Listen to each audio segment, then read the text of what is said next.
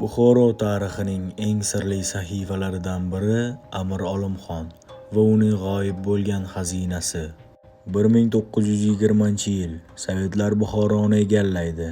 Amir esa Afg'oniston sari qochadi, lekin u yolg'iz emas edi.